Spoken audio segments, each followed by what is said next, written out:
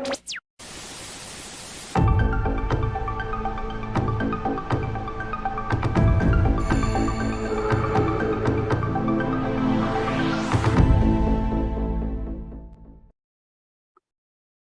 everybody, and welcome to today's watch party for Back to the Future Part 2. As always, I'm Andrew. Dom is having a week off this week. He's busy with other duties. So I'm joined today by my amazing co-host, Dr. Andrew. Hello. Dr. A, who you remember joined us on that incredible Electric Dreams watch party. I don't think quite the same thing will happen with this one, but who knows? Fingers and of crossed. course, we're joined by the big boss man, Robin Block, here as well. Welcome, Robin. Hey, thank you. I'm literally passing through just to say hi.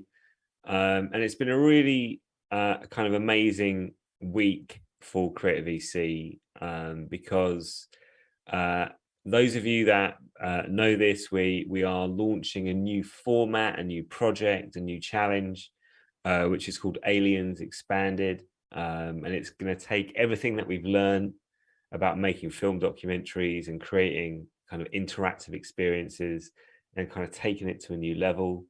And I'm really excited by how kind of film fans in our community have really supported this project. I just wanted to say thank you so much.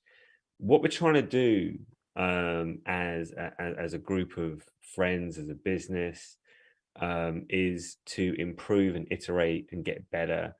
And what I notice is there's a big disconnect between kind of fandom and like the work, you know. And I think one of the things that irritates fans is when people, you know, studios, etc., do stuff that doesn't consult them or doesn't kind of include them, and it just feels left field.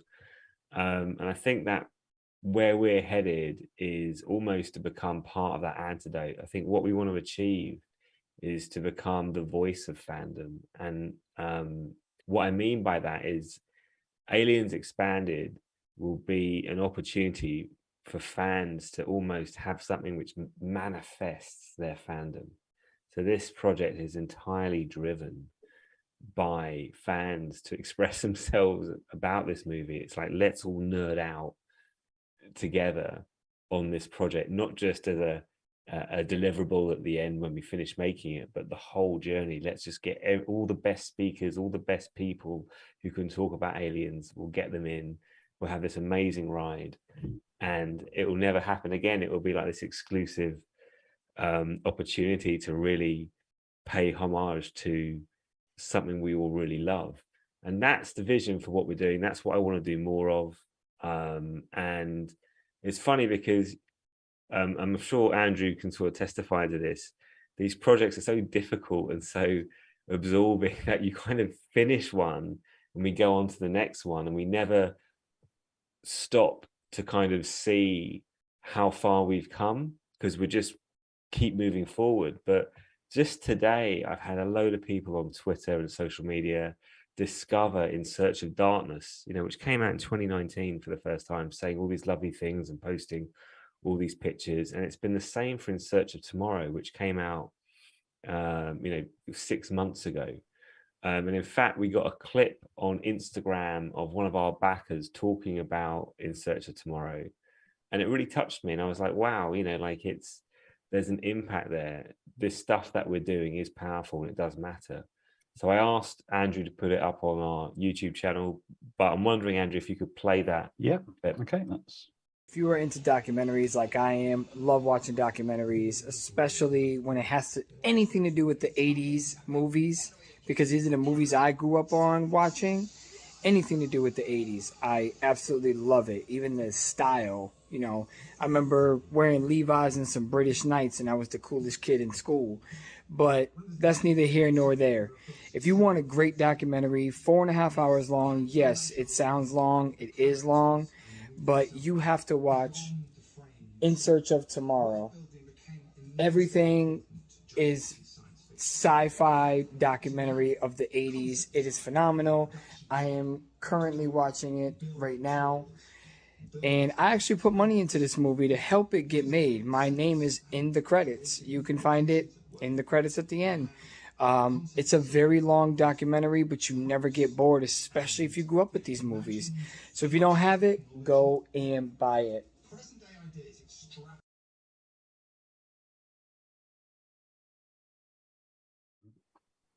There we go. That's one of our Excellent. super fans.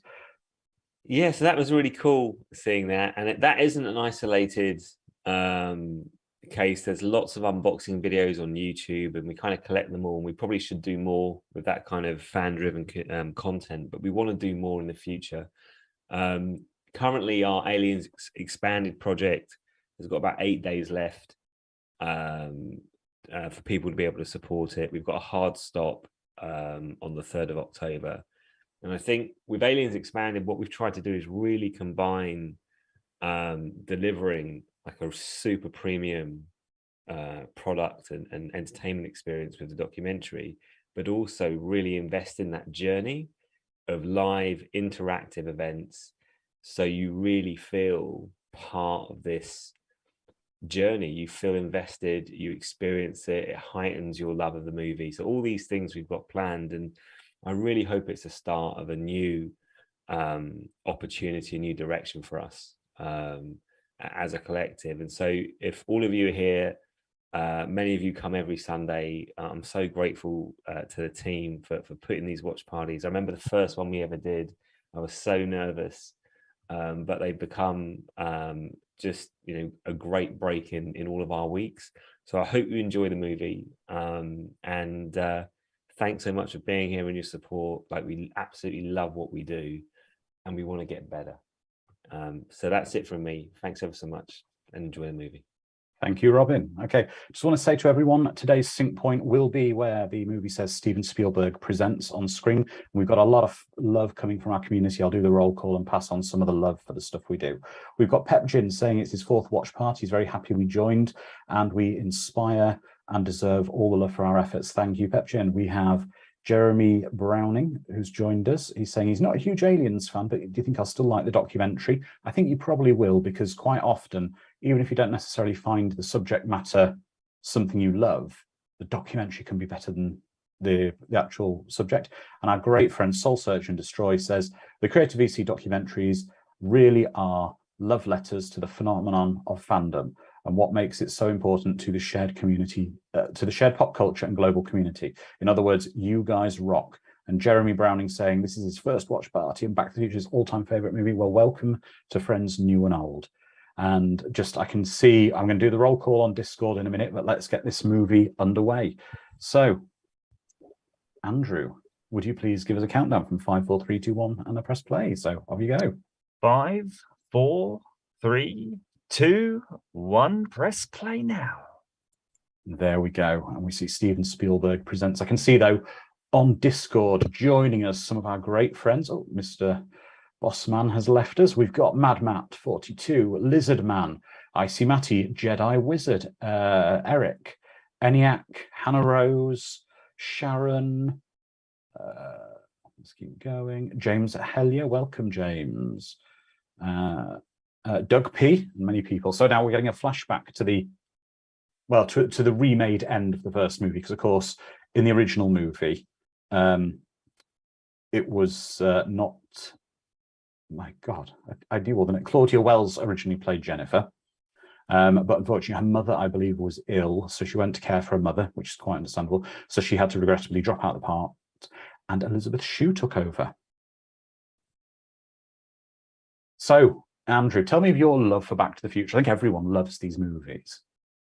Well, I think growing up, yeah, it was obviously fantastic, and I think specifically this movie was the bit for me because it had all that extra technology in. Yeah, exactly. And they really started to show their imagination in this one.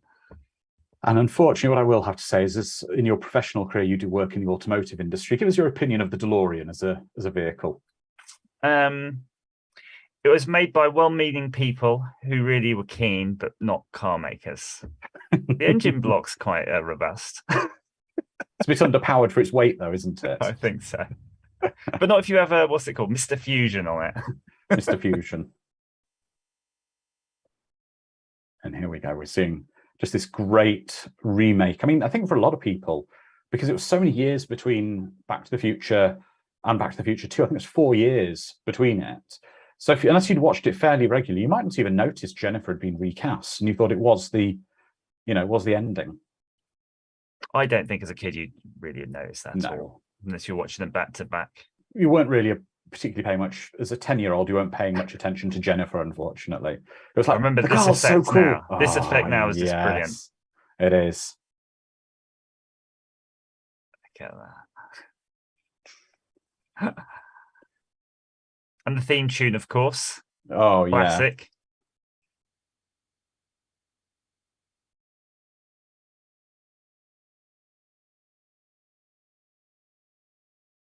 Great score by Alan Silvestri. Oh, welcome. I can see Stephen Patterson from Florida joining us again. My favorite movie is Back to the Future and Back to the Future Part 2. Oh, welcome, Stephen. Hope you have a great time with us tonight. Brandon M said, I saw this trilogy after I rode the Universal ride. I heard the sequel got less favorable reviews from its first release. Is true. Yes, it is. It wasn't as loved as much, unfortunately, which is a shame. I think they were still great. I think go on, Andrew, you were saying. Have you mentioned in before the stage show? Oh, you saw that. I couldn't go for him. My wife I thought you were there. I wasn't there. Unfortunately, a group of our friends went, well, not unfortunately, a group of our friends went to see the Back to the Future stage show in London this year.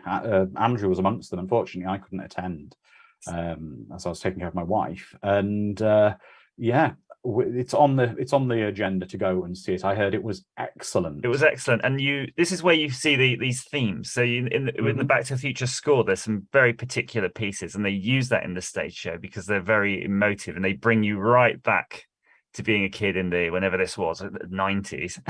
Yeah. And of course, they're going to, I think they're to 2015, aren't they now? The future, the far future of 2015. All right, we don't have flying cars now, unfortunately.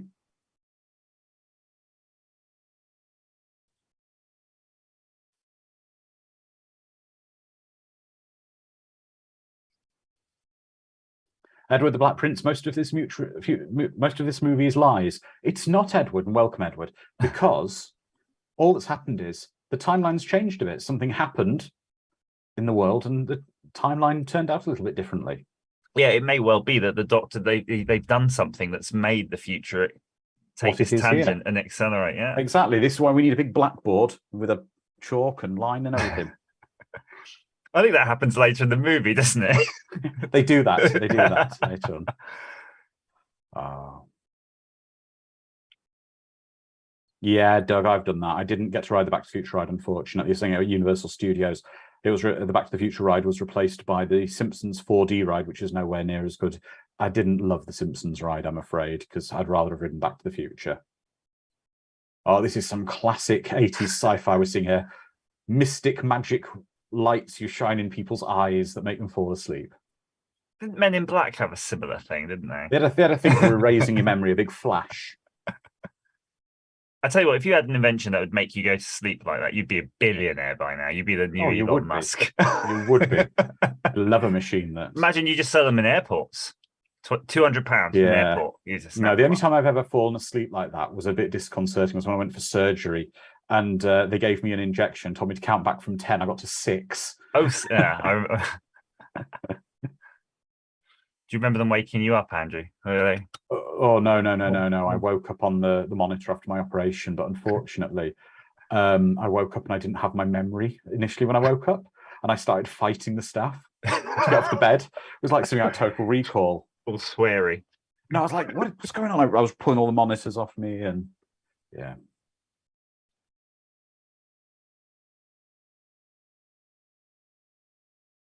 Well, people saying the effects are good for being so old, but the effects are just stellar in all these movies. There's some incredible shots we're going to talk about in a minute, and one in particular. Now, we've seen the DeLorean cars at various shows. They always have a DeLorean, and they're a remake. I'm going to pay more attention next time I see them to see if they're from the first movie or the subsequent movie. So what's very interesting here, we're going to see in a minute, is when we go into the square of Hill Valley, a lot of these cars, basically they hit up the motor manufacturers for like, we want every one of your futuristic concept cars to be on this street. And what I do find interesting is cars didn't go in this direction. Now, that car that you see going past in the background there, that red one that just split past there, is a Pontiac Tempest, and that became the Knight Industries 3000 in Knight Rider 2000. No way. Sorry, Knight Rider 4000, the Knight Industries 4000 KIFT in Knight Rider 2000. Will we be seeing? I think GM had a electric vehicle concept car that was an actual electric vehicle. Yeah. So I wonder if this may have contained some EVs. Quite possibly, quite possibly. I do know, I believe we see some of the cars from Demolition Man. We see as well the Star car from the last Starfighter you see in the street. The Aliens car. Well, that's semi-possible in that you could do that with a phone, I guess, as the binoculars. That's just digital zoom it was doing. We've seen the boots in real life. Yeah, we've seen someone with these actual boots. We were at a bar and it was so cool. Someone pulled a pair of the boots out and it was just awesome.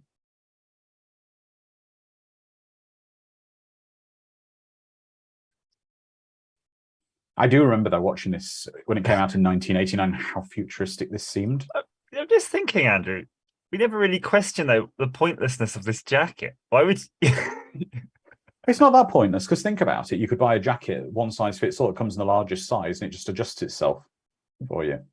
Yeah, but you just buy the right size. Yeah, but then I don't know. Someone's worked out the manufacturing of it, even though you know that the designer manufacturer of the system to make the item resize dynamically would far outweigh just making it in other sizes. No one cosplays Back to the Future at events. Well, they do, yeah. Actually, on our Discord, there's I think it was Icy Matty was posting photos where he's cosplayed as characters. So maybe in America, but not the British ones. Yeah, so we're pretty lame over here. Yeah, we're not as cool.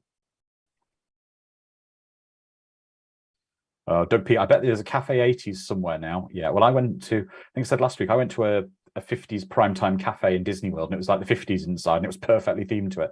So I'm sure, if not now, in a few years, there will be a perfectly themed 80s cafe, even though it's nothing like the 80s, that cafe.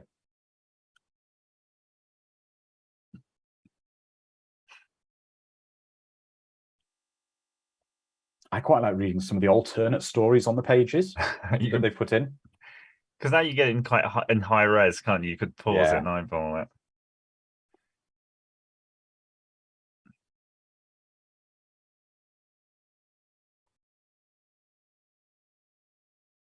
Now, that's actually quite a dark line that Doc says there, that the justice system works much quicker now they've abolished all lawyers.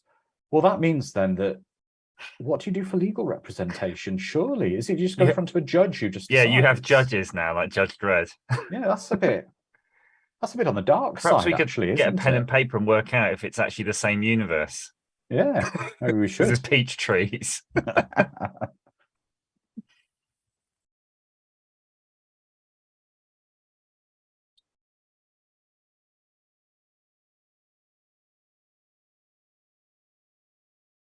That's a bit of a buzzword thing. Bionic implants. Yeah. And...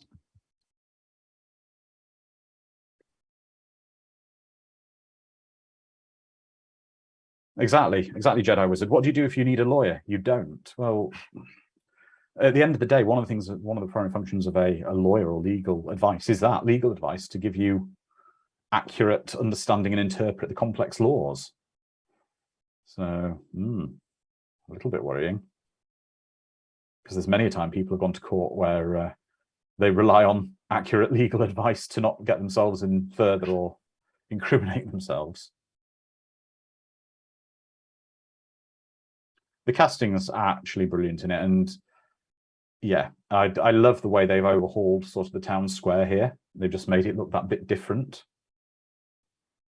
Jaws 19 by Max Spielberg, who is one of Steven Spielberg's kids.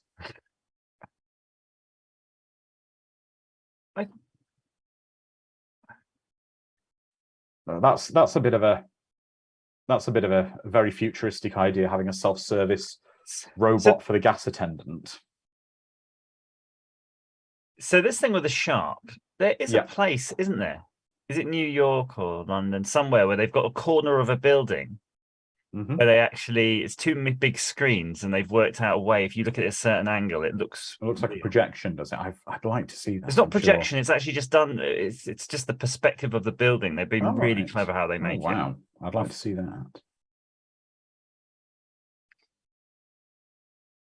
The interesting thing, of course, is in this universe, to a certain extent, the internet stuff doesn't particularly exist. There's your Mac Classic there. Your Yeah, there's a Mac. SC30. No, Yeah, no, I think it's a Plus. It's a Mac Plus. Oh, there's a Roger Rabbit toy there.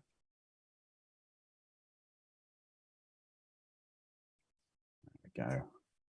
Well, the Michael Jackson playing in this.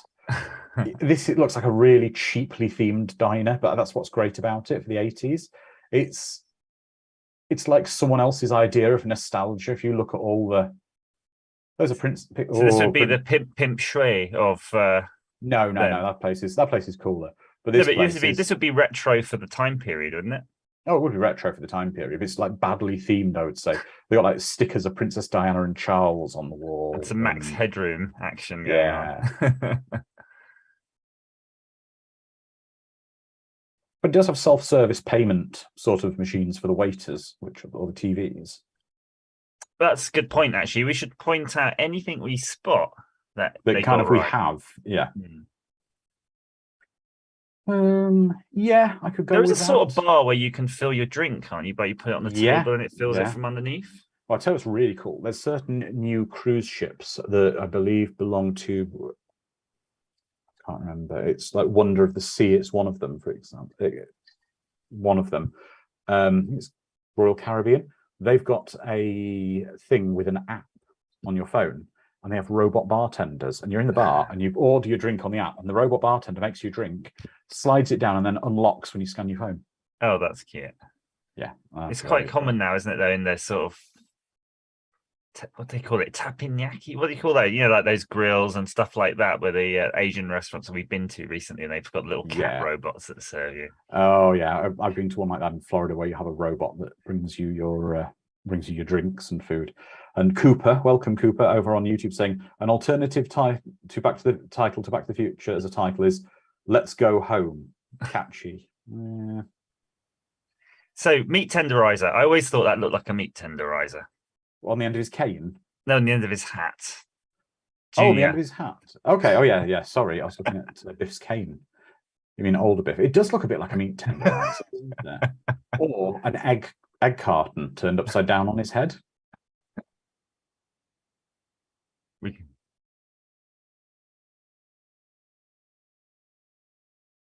I think, though, we need to respect that a lot of the sci-fi future predicting stuff in this was done as a bit tongue-in-cheek in parts as well. We've gone very much to the. We can do a graph and figure out if they got more rights here than, say, Star Trek Next Generation. Yeah, exactly. Icy Matty says he did for a while. Those Pepsi bottles, those Pepsi bottles were for sale as a special edition. So that kid had both a sieve and a colander for a hat. Exactly. Exactly. He made sure there were no lumps in his flour. And of course, that was a young Elijah Wood we saw there as one of the kids. Yes.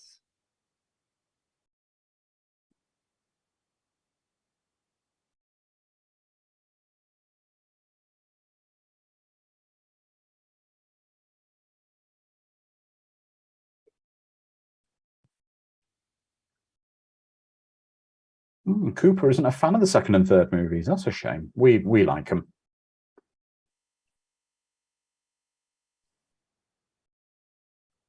So has Crispin Glover got anything to do with this movie? No. That's very interesting. Crispin Glover, and there was a legal battle. So basically, Crispin Glover elected not to come back for the second movie. However, they cast another actor in the role of George, which is why you kind of see George obscured, because there's a bit uncanny valley going on with him. Because what they did was they used the casts made of Crispin Glover's face to make the prosthetics to make the new actor look more like him. Oh. So there's some sort of ethical question on that. I don't know if there was ever I believe resolved. Crispin Glover took them to court and with a lawyer, which he was able to use, and he won some money.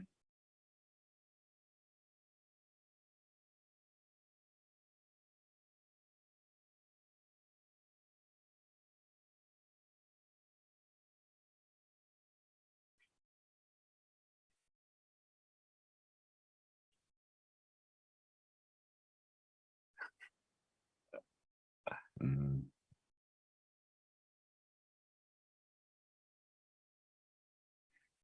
He's like a comic book baddie, isn't he? Oh, he is. You He's just can't supposed to take be. it seriously at all. Yeah.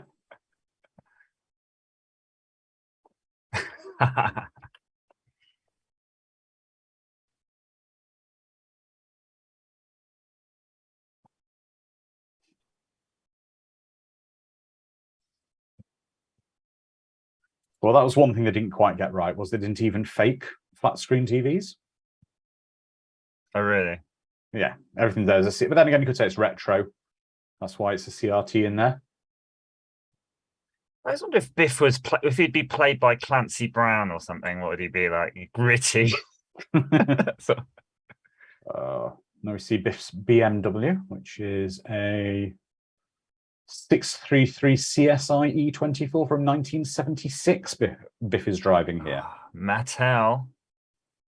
All So the best stuff that- is Mattel. Hey, So that car would be...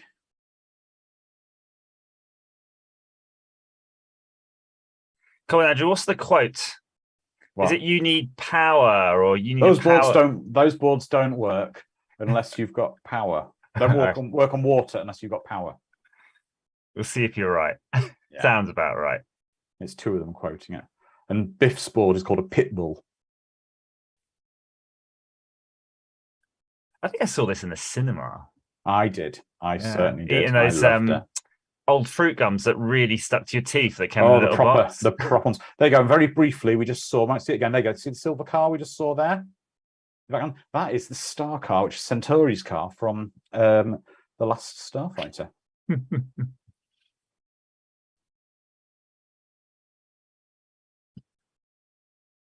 Now, in some versions of this, apparently they fixed some of the wire work up.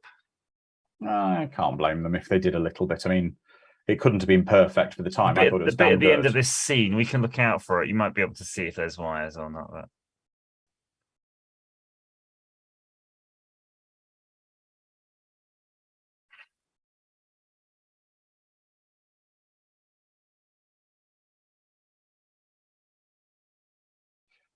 So thank you, Mad Matt. When you see a stunt woman crash into the clock tower, and apparently she was seriously injured in the stunt. Oh yes, It's Pitbull. The inside it does look very animated when the Pitbull drops on the.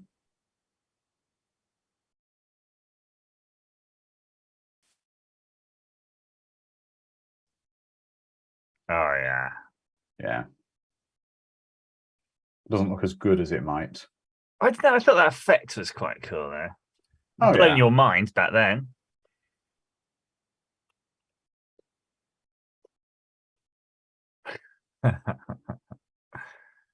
So Biff's car is nearly 40 years old there, that BMW he's driving.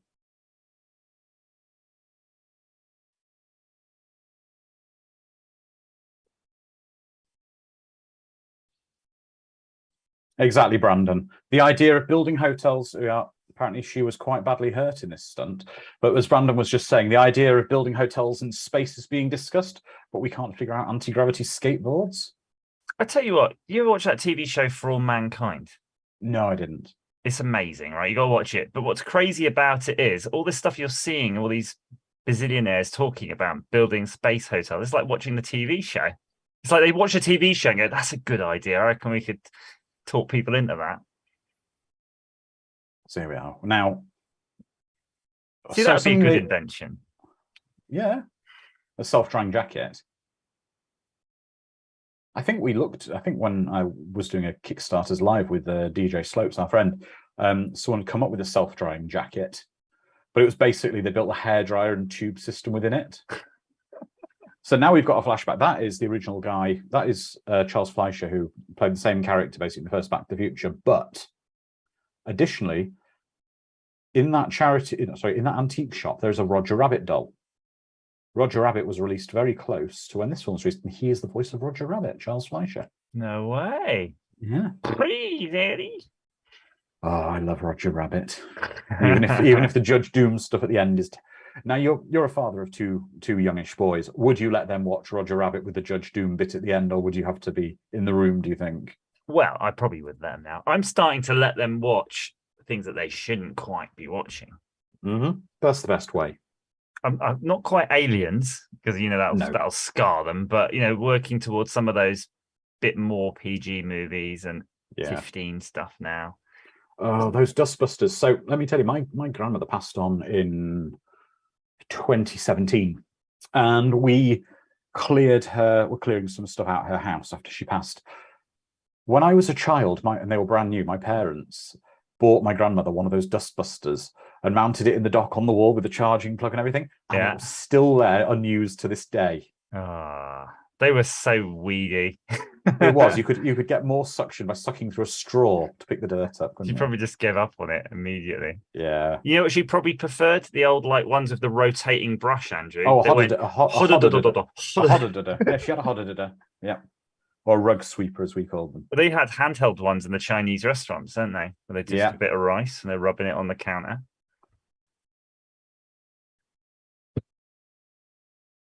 See, these shirts the Doc's wearing, I think you could pull them off today now, really. You can buy very similar shirts, and they're quite in fashion in parts of the States now. But look, there's some trains on that. Do you think that's, a hint of what's to come? It could be. It could be. Oh, man, that's interesting. Again, something dark there. I don't know if you noticed a side story. Man killed by falling litter thrown from hovering vehicle. But it's quite nice, actually, because it shows in the Back to the Future world, it reinforces the whole point that every decision has a consequence. So in another timeline, so what if our timeline, we don't have hovering cars because they went back in time and stopped them being invented to stop that man being killed by that piece of litter? Yeah. So this is basically a documentary. It could be. It could be.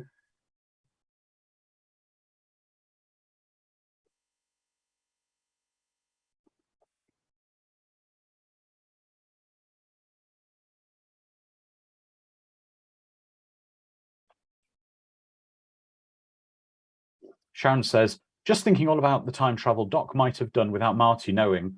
Maybe Doc already traveled in the future and the past, and he knew everything that was supposed to happen and should happen. Ooh. So maybe he's just totally manipulating Marty now, just for fun. It's very much, you can see the influence this had on Rick and Morty. Oh, definitely. Which was, I think, was called Doc and Marty originally, the original animation.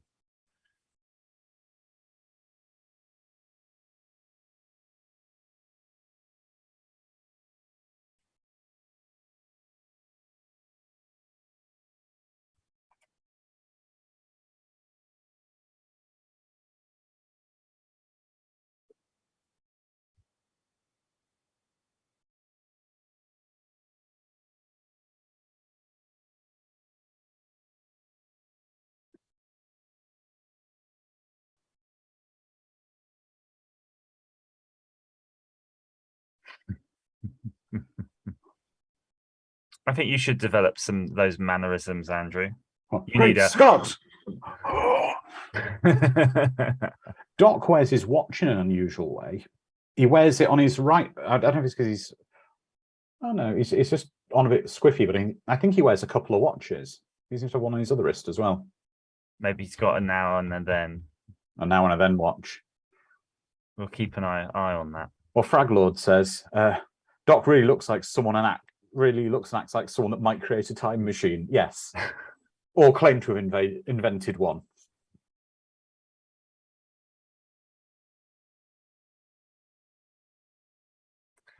So there's something there on that sign about the old ozone layer. Yeah, because of 10%. Course we cared about it then. It seems. I think we fixed it now, haven't we? Or something, apparently, you don't hear about it anymore. We fixed the ozone layer. That's good.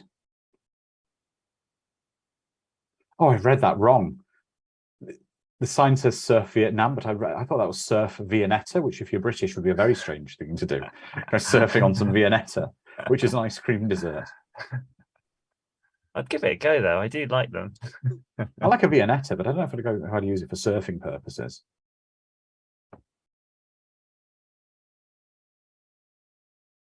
So these would have been these are their traditional home then, right? This retrofitted with technology. Yeah, well, this was in the original movie. Hilldale was this new posh kind of development, but unfortunately it's turned into Bracknell.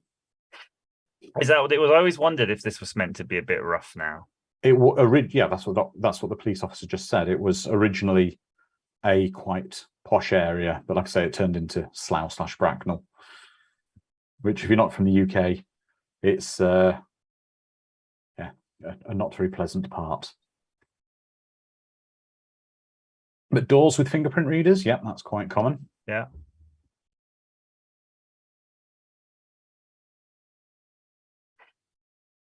It does seem everyone uses projection here, though. And I think you do have channels like that, so that does kind of exist. Well, I think you see on one place they have a Roaring Fire channel, which you can get. I put it on at Christmas. Yeah, exactly. I think it even feels warm when it's on. It's weird. Yeah.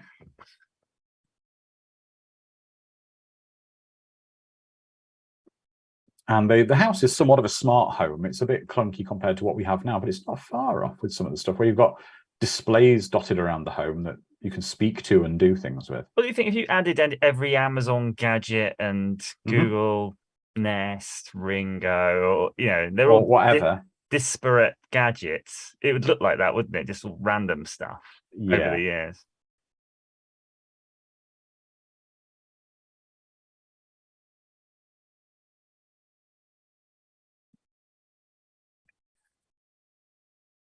I've always wondered if that was supposed to be breaking the fourth wall with Michael J. Fox as the daughter, when she turns to the camera and says, "How did I do that?" It just looks, it's direct at the camera. It's a bit strange.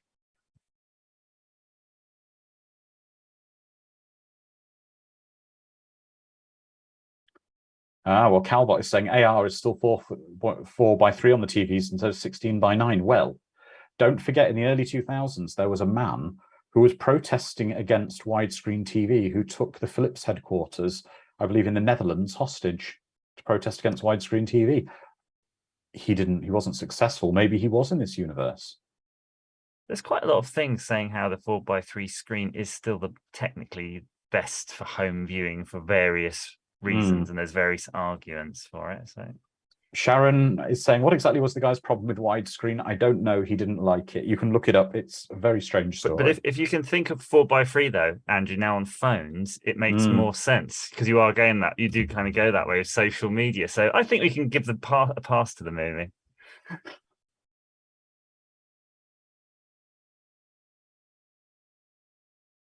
Eniac saying, I'm from the Netherlands. Sorry about this. It happens. It happens. Every country, every nation has a nutter. Also, can we just agree Einstein is the most adorable dog ever, and I would die for Einstein 1,000,000 times over. What other famous dogs can you think of? I'm at a Lassie. loss. Lassie, littlest hobo. Yeah. That's about it, isn't it? Now, this is based on a Citroen, this taxi, which you can see, if you know the car, it's based on I think it's an old CX, is it? Yeah. By the way, Search and Destroy paying says, for we would something all in die the for car? Einstein. Yeah, paying with your thumbprint, Uber. contactless payment. Yeah. Yeah, you're right. It's like a CX or something. It's a DS. An old DS, DS, apparently. There we go. Thank you. Now, if I'm not mistaken, Biff gets into the car and goes back and says, here's a book. I can't remember. He meddles. Yeah, well, you're going to see it anyway. It'll be meddles. explained. Yeah. But what I never get on it is, how does he know how to operate this time-traveling vehicle? Well, I guess he knows how to drive a flying car, because they're common there. And he knows how to operate the flux capacitor and time circuits. He figures it out.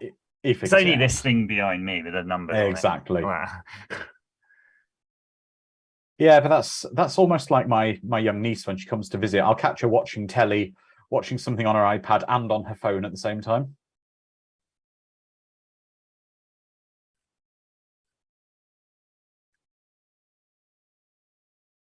Now this is something I think I've discussed on another watch party before. That voice, if you know, that's a very generic sort of 80s speech synthesizer type voice. Stephen Hawking caused kind of a pain for his IT support team. So he had his original voice box in his chair was I think it was a DEC Speak one by Digital Equipment. And what happened was, as the years went along, his chair got more advanced because the computers powering it got more powerful. They said, "Oh, we can change your voice and give you a more modern voice, etc." And he was like, "No, I wish to have the same voice." So unfortunately, they had No, to he didn't say that. No, I. yeah, well, but what he said was he wanted to keep the same voice because that was his voice. So unfortunately, they had to basically stock up on these ancient Deck Talk boxes and provide a complete kludge of an interface, trying to get them to work with USB ports on modern PCs and update drivers manually. And yeah, I have to watch a documentary about him. I'm really curious on how did he do papers? Did he dictate them? How they did the diagrams in his books? Did he just narrate them straight into the notepad, or did he have to do it all audio? You know, it's interesting. Yeah. Oh, there you go, Black & Decker hydrator. Yeah, Black & Decker hydrator, but it's really simple to use, like a sandwich toaster. It doesn't have any controls. Just go. You just talk to it. I don't know if rehydration of food to that level would work. And also, that looks like really dreadful Pizza Hut pizza. Clearly it would. Clearly it wouldn't. But why would you have half just peppers? There are many evil people in this world who would have nothing but just. Yeah. Or is it? No, he's watching TV, not VR, I believe. And it's those. It's a JVC. But don't you remember they released those goggle TVs?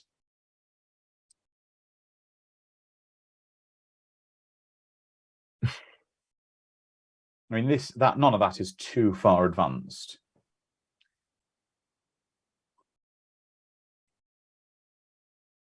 And being able to talk to people on your TV in your living room, yeah, most of us can do that now.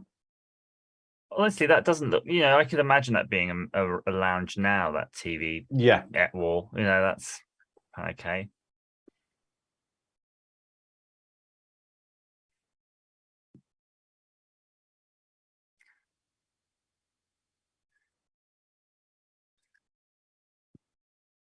I always thought the actor playing Needles looks weird. Is he? What is he? Is he in something? He reminds me. He's one of the Red Hot Chili Peppers. Is he Flea from the Red Hot Chili Peppers? He is, I believe. That's what. Now we see Marty's trigger word. Exactly. Sharon's saying I can video call on my phone. I mean, that's the incredible thing. But I mean, Andrew, you and I know we both enjoy sort of nostalgia and older things and older technology things. I watched a while ago, if you're British, you'll certainly remember this, Andrew, where they'd have Noel Edmonds on Christmas Day, basically a British TV presenter, and they'd be doing things like doing a live video call to someone in Australia, to a family member they'd not spoken to in 10 years. And it was such an amazing thing. They'd do a 10-minute video phone call for them to see somebody. Yeah. And now there's basically not a place on the planet where you can't do that from your hand.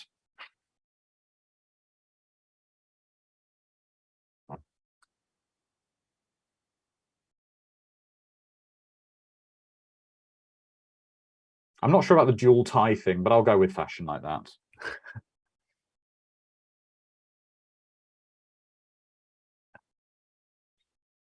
And I'm going to give this a pass here because they're faxes coming out the house.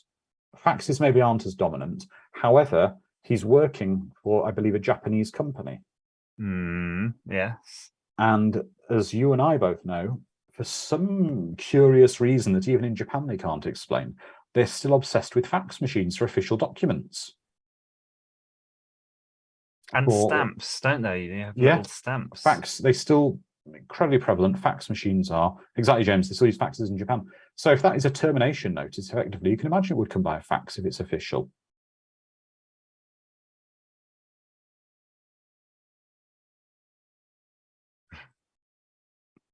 At least it looks to not be a fax, because later on in the next film we see the fax has faded away to nothing. It could just be they've got really crap thermal paper. That's right. They can change the timeline.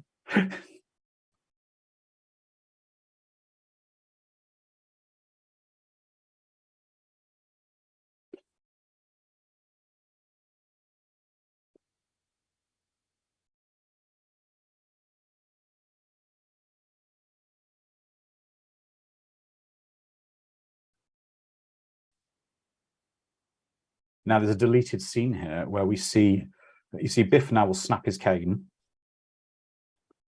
which provides a clue to later. But you'll see in a minute, well, not now. Basically, there's a deleted scene where Biff collapses now behind the DeLorean on the floor and fades out of existence, because in the future timeline that's now being created, he fades away because Lorraine killed him. Oh, okay. In a deleted scene. I like those curbstones. I think illuminated curbstones are actually a really good idea. They are a good idea. He basically collapses. He would collapse in sort of in this scene, and he fades out of existence. And that's why he's in so much pain, because he's dying. Oh, yeah. I guess that was never really explained, was it, when you're watching? Yeah, I there's didn't really think like about it.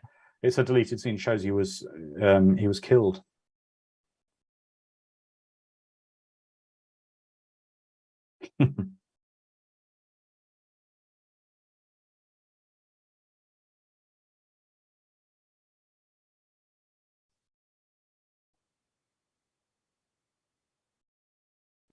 Soul Search and Destroy says, love him or hate him, but he sent the straight facts.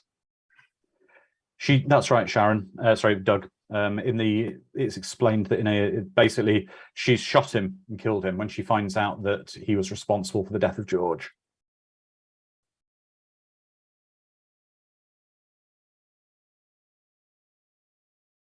Now this scene, right? That is a model and that's a real car. Just as we pass that telegraph pole, that is an incredible shot. You're so quick and you miss it.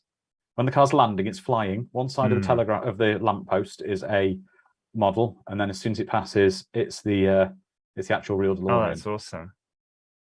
I think the corridor crew do something about it. Yeah, it is perfect.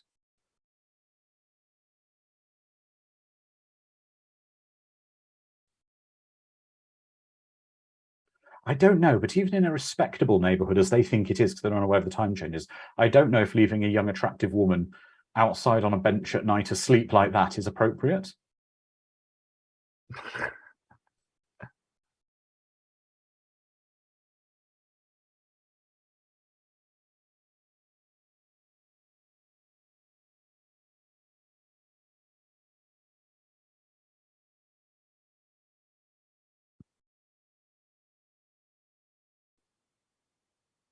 And you can see as well, when Doc was in the future, he didn't upgrade the headlight bulbs to anything reasonable. There's still the rotten 80s halogen bulbs.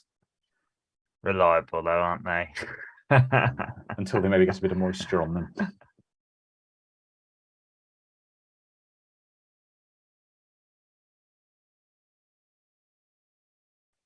Eric's saying, is it me or the DeLorean engine sound different? Well, the DeLorean engine noise wasn't actually from the real DeLorean. They used a Porsche sound for the revving to make it sound throaty. Sort of mixed with a bit of an EV kind of thing, isn't it? That kind of noise. I mean, that's one thing that is quite interesting, that for those people who don't drive EVs, your car makes a spaceship noise when you're driving around in electric. And it's mandated by law in Europe, isn't it? It's under 30 miles an hour, your car makes mine makes like this whoa, whoa, whoa, whoa, whoa noise, kind of. It's quite strange. If you could choose any noise, what would you have it? Like a Dalek sound, perhaps? No. I'd have it playing Here Comes the Hard Stepper. Oh, there's a lot of houses for sale on that street.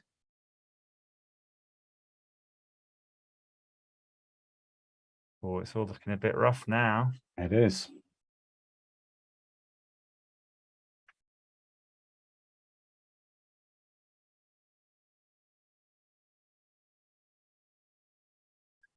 Now, is that mangled red car behind him a Citroen DS? I think it was, yeah, another Citroen. So, no, but is it potentially the same Citroen that was converted into the taxi in the future and it's destroyed in the past?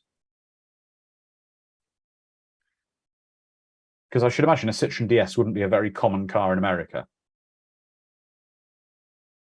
There's always the temptation to pause the video and go back in these, isn't there? And you're like, nope, yeah, nope. Mustn't do that. Nope. So Doc and Marty have now landed in the year 2020.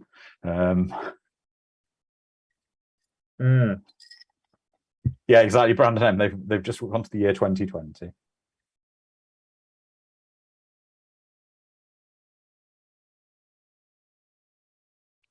Maybe 2020 was Doc and Marty made a mistake.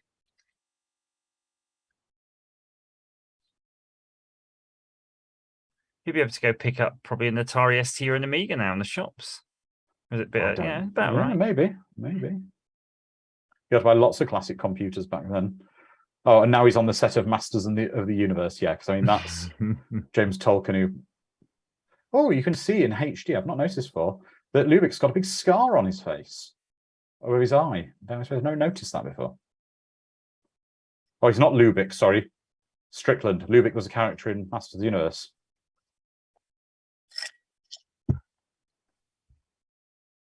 Calbot says this is the universe of the Running Man.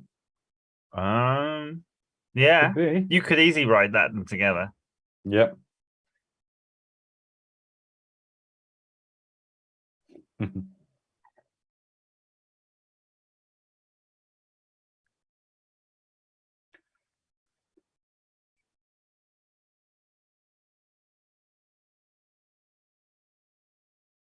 And as we established in last week's watch party, Red, the town drunk, homeless man, was the mayor in 1955, standing for re-election.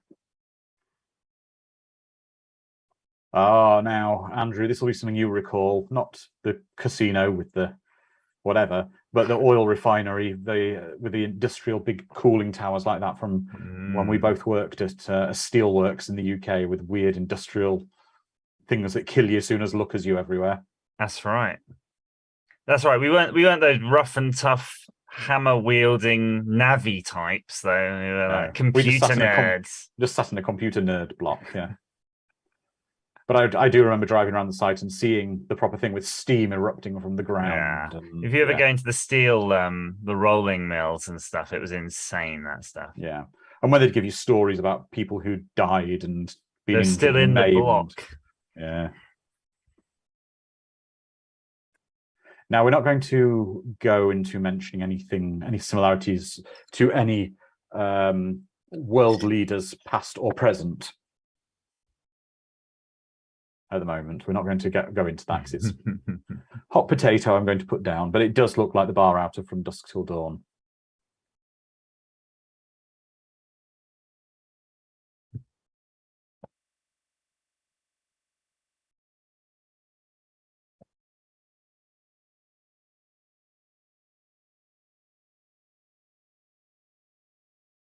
I know Biff seems to have made a lot of his money from his gambling from the book, but with his enterprises and whatever, they seem to have been quite successful in what is and picked the right market for them.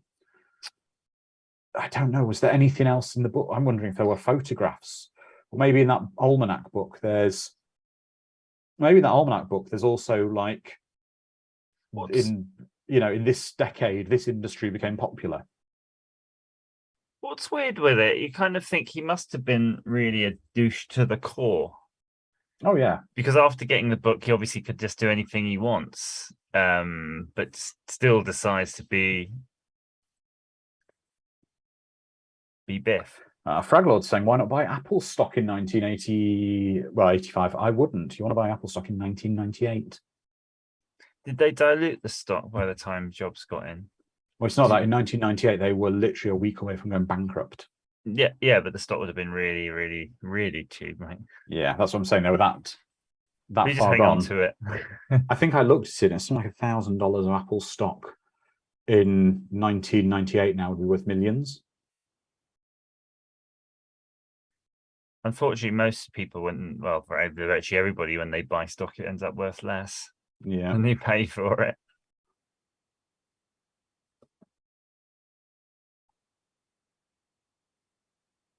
Soul Search and Destroy saying, in the 2010s, people were obsessed with the idea of dystopian societies. Once the pandemic hit, people realized how dead wrong that was. This movie, in a weird way, foreshadowed that global obsession. It does a bit. I can't think of anything worse than living in a hotel. Just hotel food.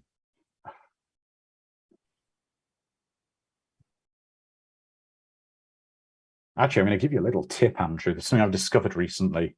Like most people, we're using an air fryer a lot more at home these days because saving energy, like a lot of people are.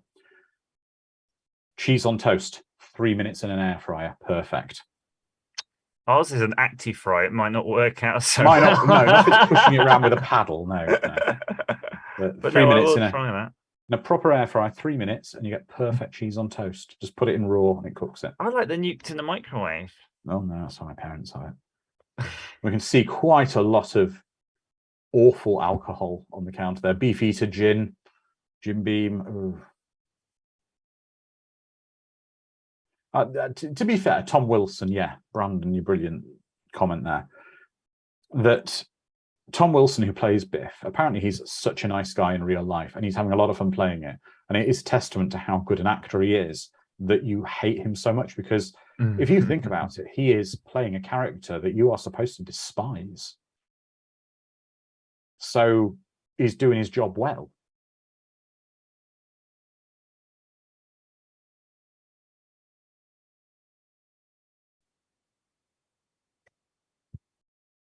So do you think the necklace is where the prosthetic ends?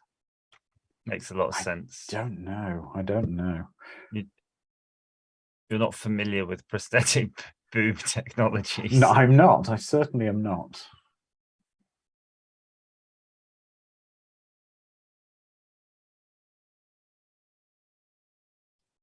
There was actually another deleted scene, and I'm not sure where it kind of fitted in with this, that showed Dave, his brother, was a vagrant in Hill Valley.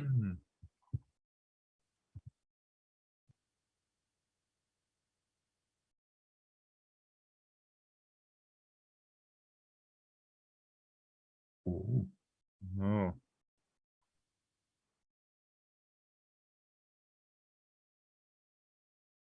I love his mob of just really sleazy guys, his school friends. I think But basically, he's a school bully who's kept with the same crew of sycophants who, you know, he's kept with the same crew of the people who kissed his backside constantly in school. He's never had a dose of reality, I think, Biff. Yes, exactly, Fraglord and Sharon, I agree with you. Those guys, I get an Anchorman vibe from some of his gang. I think you could do with an entourage, Andrew. I could do. Would you have big heavies, or would you have sycophantic sort of ninnies? I don't like sycophants particularly, so I'd rather have kind-hearted oafs. Kind-hearted oafs. Like giant people, you know. Giant people. Like giants, yeah. Just giants. The problem is, it's a bit of a problem. You know, I'm 6'3". I'm not exactly a small guy. It's a bit of a problem for me to find a proportionally big person to make them intimidating next to me. maybe if I had my legs cut off at the knees or something, and you could just go on your knees and tie your shoes to your knees. Oh, that'd be comfortable.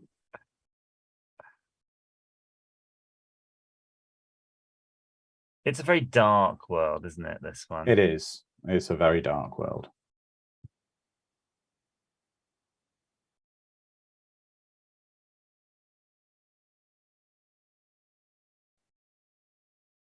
It is a lot darker, though. You're right, Hannah. It's like you're watching this and you're like, I want to get back to the fun stuff. I want to get back to Johnny Be Good and the... I think the beginning of the movie and this is totally different, aren't they? And that's it's probably why it's one of my favorite of the Back to the Futures. I mean, I like them all, but I like the idea that this just goes in so many directions, because it features them hopping around in the most time periods. It's got the most time travel of any of the movies in it, because you see them do several trips. Quick question for you, not really related to the movie, but you could probably squeeze it in. When you go to a restaurant and they say, what do you like to drink? And you say, Coke. All right, they're drinking Coke now, right? What is that? Yeah. Coke. And they go, is Pepsi okay? Does anyone go, no, I don't want any Pepsi. That's disgusting. I wanted Coca-Cola. Are you mad? Well, my thing I've said is that they should rebrand Pepsi to "Is Pepsi okay?" as the name of the product. Because it's just like, of course it's okay. Just give me a bloody drink. I want, actually, that's it. We should just start normalizing calling it cola. Just give me a cola drink, please. Well, I might do that next time, see if it blows their mind. They'll be, oh, what's a cola drink? I like to imagine that in your office, when you're in your mad scientist mode, you have a big ratty chalkboard like that, and you're doing wild timeline drawings. It is a bit like that. If I could show you the sort of daubings on the wall, they look exactly like that. I keep finding journals and notebooks full of random, crazy-looking notes, and I can't bear to throw them away because they're like 10 years old. And there's 2 every year.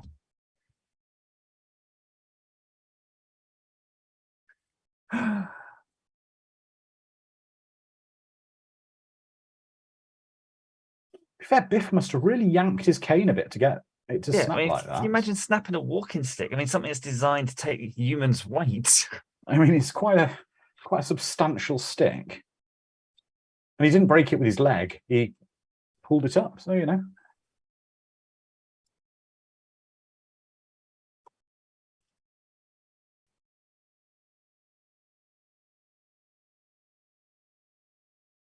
Okay, if you genuinely could go back to the past, Andrew, and meet yourself, you've got like 10 minutes of yourself. Mm-hmm. No, I'm going to say 5 minutes. 10 minutes give you too much time for stuff. 5 minutes of yourself. What would you do? You're allowed to change time and stuff. I was offered Bitcoins. I was offered thousands of Bitcoins at $5 each years ago. I got an email from a coin exchange when they were first coming out. I needed to buy some Bitcoins for a purpose. And like I say, they had a special offer. I could have bought 2,000 Bitcoins at $5 each. What would that be worth now? Loads, just loads. Well, at its peak, let me calculate this.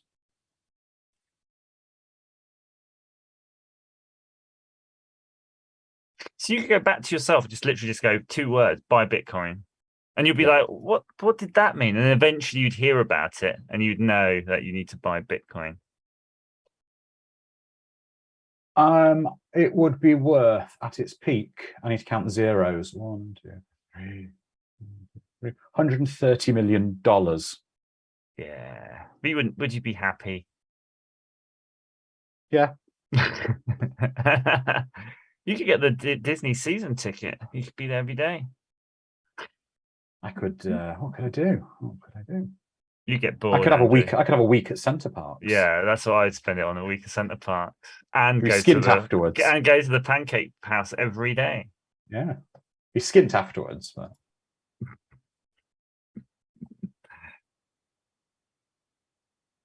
Oh, look at that! Yeah. Well, they're saying here in the Discord chat that Nixon seeks 5th term in that paper. Well, don't. What if though? I should imagine as Nixon was maybe not the most, as we know, not the most honourable president in some ways with his financial affairs. It's perfectly feasible in this timeline that Biff would have helped him pay people off. He would have paid the president off, which would have ensured him having a friendly president.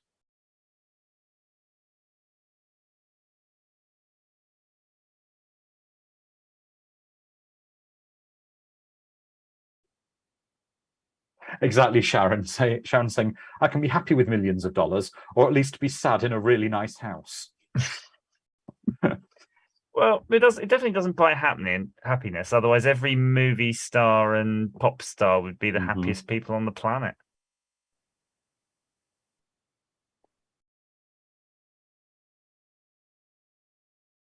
What I love is the fact you can see that Biff, with all his wealth, has no taste. No taste at all. Absolutely no taste in anything. It's all leopard print and that awful kind of Italian faux furniture that you see in either old people houses or things like that.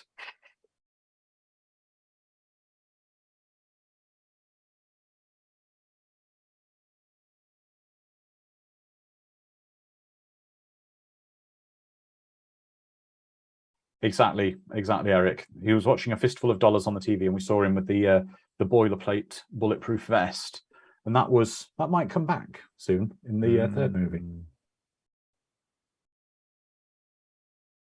Do you have that watch, Andrew? I bet you did. Well, like Casio. Mm. I had a Casio Casio very similar to calculator. that. Did you ever have a Casio remote control watch? No, I wish I I used had to the get in- data bank.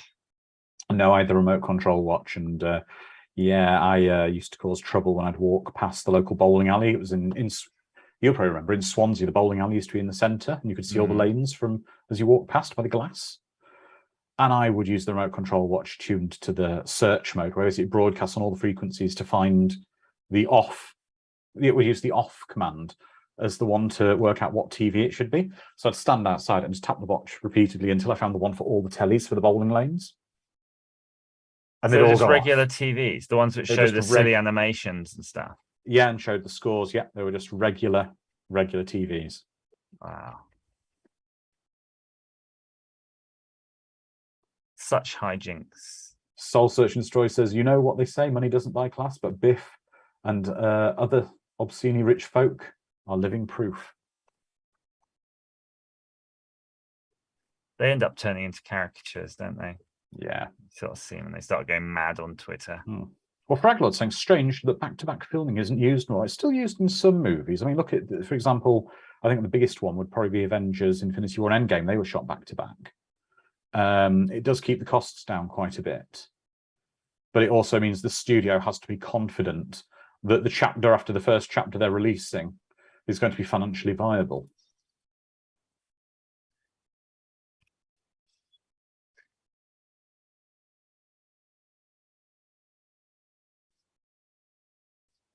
Just before starting this call, I was watching the Cowboy Bebop live action show with my kids, and I wish that was back-to-back film because I could have done with a second season of that. I wonder. I don't suppose there's any props apart from the DeLorean though that was used between this and the third movie. Oh, there are certain bits. The hoverboard. Is that so? I have to see the third movie now. And the third movie, not watched the third movie for a long time. James Hellier saying see Superman 2 for back-to-back filming going wrong exactly with the Donna cut. But there was actually before that, there was as well with I believe the Three Musketeers, the Four Musketeers with the Soulkind clause, where they got caught out as very naughty boys in filming. They were shooting the film The Three Musketeers, but they also didn't tell the cast they were shooting The Four Musketeers at the same time, paid them for one movie and just shot a lot of footage and edited it into 2 movies.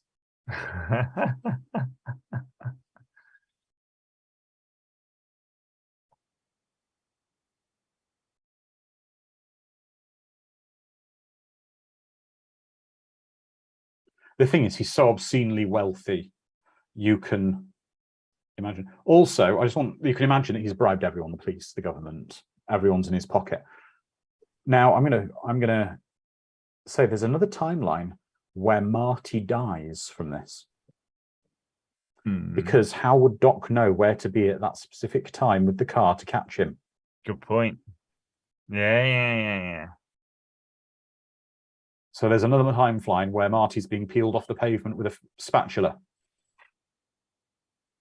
So Doc's, it could be like literally like Rick and Morty, where Rick's seen Morty die a billion different ways. Quite possibly. But that score is just awesome. And now it's like, Doc and Marty are on another adventure. Let's go sort this.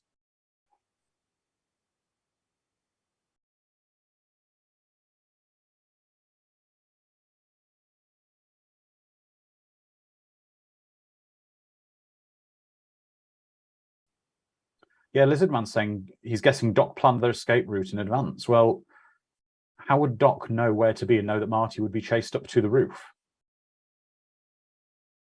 And Doug P says, back to fix the future.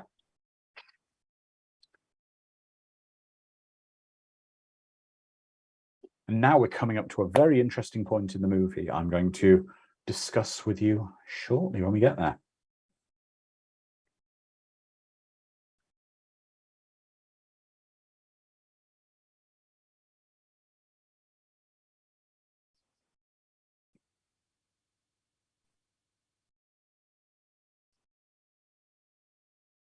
Yep.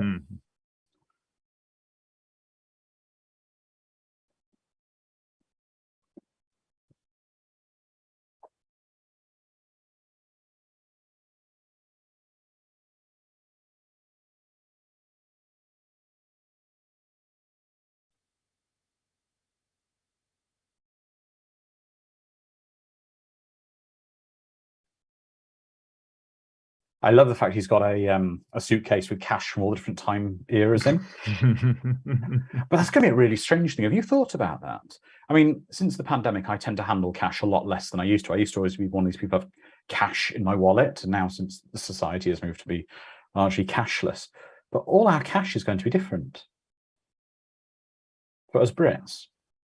How do you mean different? Sorry. Well, we're not going to have the Queen on any of our money anymore. Once it goes out of circulation, once the I notes, see. once the notes and the coins flush through the system, as they do, because what happens is when a coin or a note becomes sort of end of life, becomes too marked, too damaged, etc., it gets taken out by the bank, and then a new one replaces it. Yeah, so I guess we're just going to slowly be replaced with the king. Yeah, and we've only ever known a queen. Yeah. Like generations have lived and died only knowing the queen, which is weird. Well, my father's 75, and I think when the queen was coronated, he was only 4 or 5. So for him, it's even his whole life.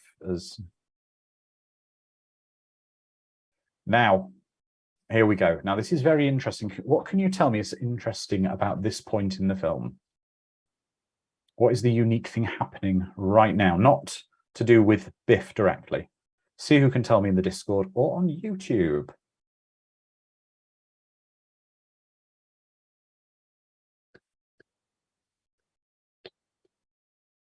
It's a 2-part question. Any idea? Where we are in the movie now, there are the most instances of the DeLorean from different time eras present. What? Right, let's try and work that out. Try and work out how many DeLoreans are here in 1955 at this time. Oh, I see what you mean, from just darting back and forth. And yeah, in different states of its life. So how many are there? Let's try and... Calbot says 3. Okay, and how many do you think? I reckon 6.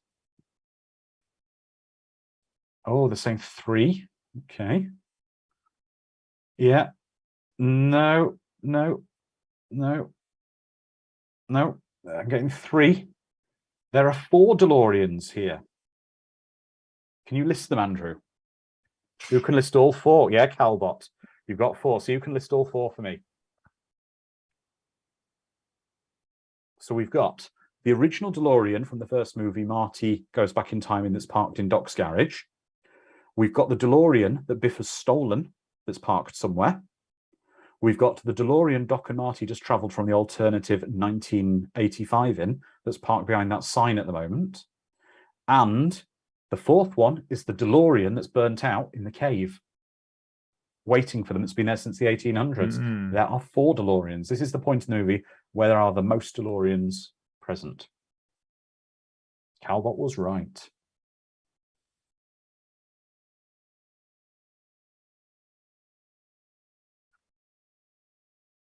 The frock shop. Yeah.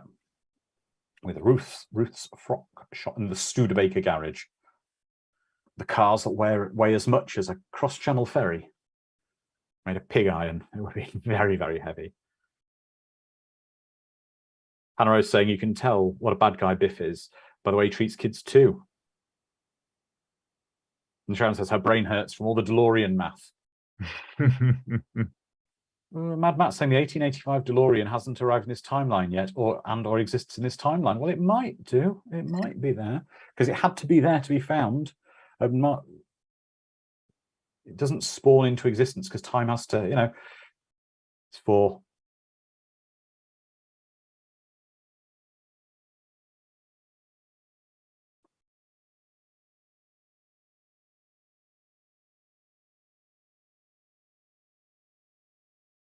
He's kind of creepy, isn't he? Yeah. He's inappropriate, we said last week. He's a HR matter waiting to happen, a discussion with the HR representative.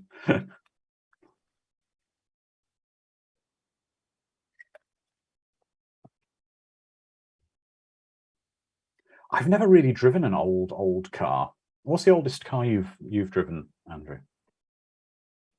I don't know, probably a 50s thing or something. They're still pretty standard. But are they as uncomfortable and heavy as they appear to be. No, they're fine. Are they? With drum yeah. brakes all round and Yeah. Because a set of drum brakes is fine.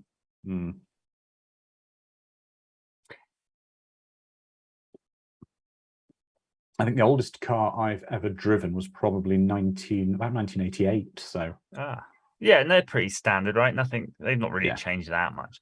Well, I remember my first car had no power steering and no ABS, no air conditioning, four-speed gearbox and a manual choke. Yeah, but that was just your car. Cars that were like similar to contemporary cars did exist in 1988. Oh yeah, they did. They did, and I didn't drive in '88. I drove that car in 1995. No, but what I mean is, you could find a car from 1988 that would have like an Audi 80 or something. Yeah, exactly. It was my mother's old Citroen AX. But I was looking at. I wanted to get maybe a Model T Ford, and someone said, "No, you want to go for a model. I don't know, whatever the later one, B or whatever they made." Because the Model T's too weird. The controls just don't make sense. It's before they decided where the brake should go and how the accelerator should work. So you'd have levers and pulling, twisting things. Exactly. And rudders to drive the car. Rudders, exactly. So they said, get the later one. It's got a steering wheel. Yeah. One of my father's friends, maybe offline, I'll send you some links to it and maybe even introduce you at some point to him. He's a very wealthy gentleman who collects classic cars and has a number of them. Wow. That he restores and takes part in rallies, etc. Like hill climbs or something. Yeah, or driving halfway across the country in something that's 100 years old, sort of thing. Now, I don't know if the chat know this. I'm trying to remember. What's the name of the little indicator things you used to have on cars that would pop out? Like flags. Little flags that would pop out. I'm kind of thinking, are they called like directors or something? They would have a stupid name.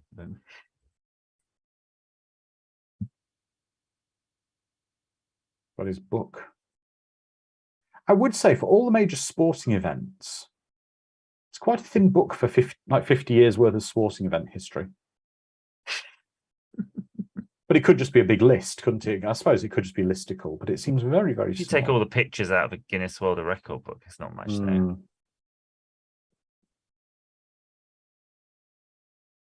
James Headley says trafficators. That's a good word. There you go. Even if it's not the proper word, we'll go with that. No, I think it might be. It is something like that, I'm sure. Because cars would have, like, different manufacturers might have even called them stuff like that because they're always trying to make it sound like a cool product, especially in America. Well, it's like British cars. You'll remember this, Andrew. You'd have a 4-speed manual gearbox with a 5th gear, but it'd be called overdrive. Yeah, overdrive. Only a little switch on the gear stick. Yeah. That was a separate unit. I used to have an overdrive unit in one of my classic Land Rovers, and it was a whole separate little gearbox. And it just had a lever. Was it something overly complicated that broke with alarming regularity? No. Because you have a transfer box on those, so you have a PTO, so it used to fit on the PTO.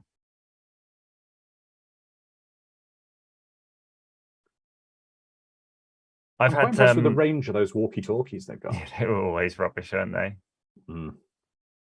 Exactly, Calbot's saying they're powerful walkie-talkies that they work to a range of miles. Did you ever have walkie-talkies as a kid? Yeah. And they were crap. I've sort of bought my kids, those modern ones now, which are digital, that have a really good range. Yeah. But they just don't use them, right? I would have loved those as a kid. Oh, but they've got mobiles now. They'll be like, I'll just WhatsApp you. Why do I need a walkie-talkie? And you're like, well, yeah, you got a point, I suppose. Well, that's something I couldn't understand when I was in Disney World. There's an alarming number of people who take digital walkie-talkies with them for their group. If they get split up to communicate with each other. But I just thought, well, they've got free Wi-Fi everywhere and everyone's got a phone basically nowadays. It just seems a bit strange to... It's an extra gadget to have to carry, isn't it? Yeah, but the cool thing is, I quite like it with my watch. My watch has a walkie-talkie mode in it. And you can just walk around and you can be proper, yes, Dick Tracy mode. Yeah. Talking I was in the about watch. to say that, the old Dick Tracy. Yeah. That car has surprisingly little room inside for the size of it. It doesn't seem a huge car inside. Sometimes it's had ridiculous places just to store the roof, where like the boot was as big as the roof, and the roof would fold into it. You think, okay, that's the best you come up with. We need to just remember, Andrew, when we're talking, we often provide translations for our American friends out. You mean the trunk, the trunk? Yeah, the roof in the trunk. I don't know what a boot would mean in America. The thing that you Boot- put on a a wheel boot. to stop you driving it That's away. it. That's it. A boot. If you haven't paid your parking tickets, it's what Hey, they put in the buddy, car. take the boot off the car. That's the one. Soul Search and Destroy says, walkie-talkies are fun, though. I can't judge. There is something cool about walkie-talkies. Do they have a different name in the US, I wonder? That's all walkie-talkies. I think that was a brand, though. Could be. You could just make up sort of weird names and say that was what they were called in the UK. They weren't called walkie-talkies in the UK. They were called noise boxes. Yeah, Edward the Black Prince says they're called walkie-talkies in America too. I remember that when I got my set of them, and I remember when I got them, I was so excited to get them, and literally went to the park with my friend, and anytime you got more than about 10 meters from each other, you just couldn't audibly make the other one out. It was such a disappointment. Did it have a Morse key on it as well? Yeah, of course it had a Morse key. And all that happened was when you were trying to speak to the other one, they couldn't hear you, so they'd just be pressing the Morse button over and over and over again.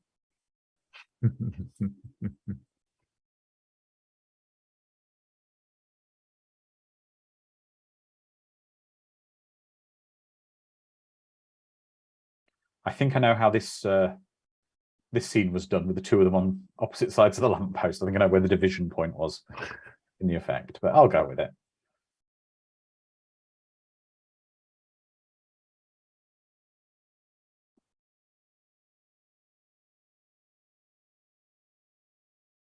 Quite confused as to how you'd use a single contact to absorb the electricity from a bolt of lightning. What, rather than what, two wires? I don't know how would you. I mean, how would you go about doing? Well, it'd be grounded through the ground, right? through the pole. Through the light pole. I'm not sure on the rules of lightning. It doesn't. I don't think it behaves like normal electricity. No, I'm guessing lightning is probably an alternating current. No, I don't think so. No, let's have a look. No, because it will. It's you're gonna have like the positive charge will be coming up from the Earth or vice versa to meet the lightning is neither DC nor AC. It is an impulse signal or a series of occurrences of impulse signals. Speaking of impulse, I bought an impulse sealer for my newly acquired Mylar bags. Very nice. Very futuristic. There's a bit of grot. See, that's what you should have brought back instead of the almanac. And he said, "This is the future of grot." They'd have blown Biff's mind. I don't know what would have changed in the future, though. Nothing. Probably not a lot.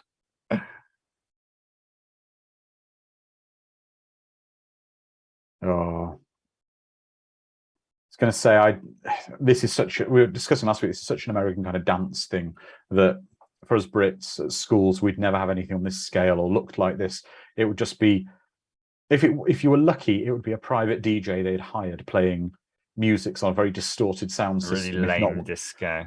If not one of the teachers, and it would have all the boys on one side of the hall staring at all the girls on the other side of the hall and just glaring at each other, too afraid to. There we are. It's supposed to be high school, though, right? They're all pretty old for kids. It's quite a grand school, though, isn't it? But I suppose they were. I mean, it's representative. I think it is a real high school they used. Yeah, I think they're definitely. You know where I was today? So I did the Nottingham Half today, and it was all around the University of Nottingham. What an amazing campus! It's absolutely breathtaking. There's some serious money. My secondary school in Lincolnshire looked just like an office block. Unfortunately, we had those temporary buildings on ours. Oh, we had those since the war. Tea huts. Yeah, tea huts they were called. Ours. It's all knocked down now, and it's all housing estate. Yeah. Lizardman says CW logic drama passing off 30-year-olds as teenagers.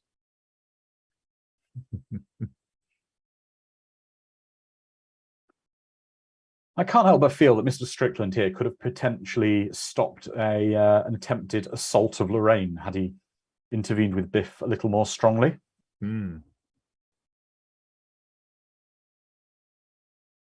I've seen American Graffiti, Edward. I've seen it. Okay.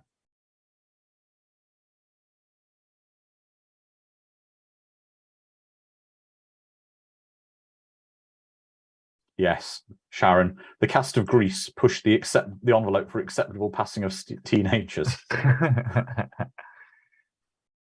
Yeah, but so did Batman. That's really weird threat. He said, you got to watch your step, Biff, because one day I'll have you right where I want you in detention. It's like, surely he's always in detention. Why don't you just give him detention? Exactly. If he's that keen on it, just give him detention. And also, at some point, I'm assuming he'll just leave school and detention becomes somewhat... He lost the detention opportunity to have him right where he wanted him. Yeah.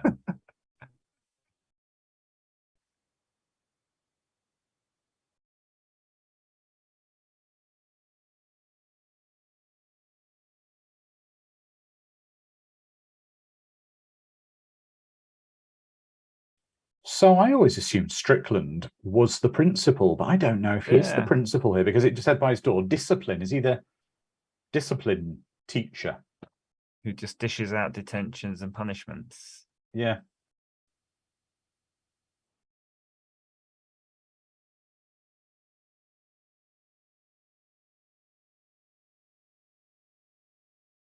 Do you think anyone could be in your office that close to you not know they're there? Probably not. I'd hope not. Did you have a teacher at school who maybe was the disciplined one, the one everyone was scared to? Yeah, we went to like a convent school. Oh, wow.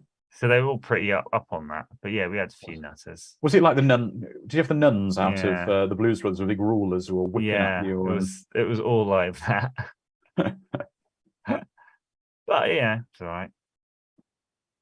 We had a deputy head who would have been a vice principal at my school, Calbot, called Mr. Oh, I better not. I better not say his name. That's not fair. I don't know if he's still alive. We did have one, and his surname began with an F, and his surname began with an F, so he was known as Freaky. Whatever his surname was, I'm not going to say what his surname was, and he was a very short, angry man who had been in the TAs but had been bullied in the Territorial Army for being so short. So he basically was angry against the world. Perfect disciplinarian. James Hellier saying Strickland is Hillview's answer to Mr. Bronson. There's only one Mr. Bronson.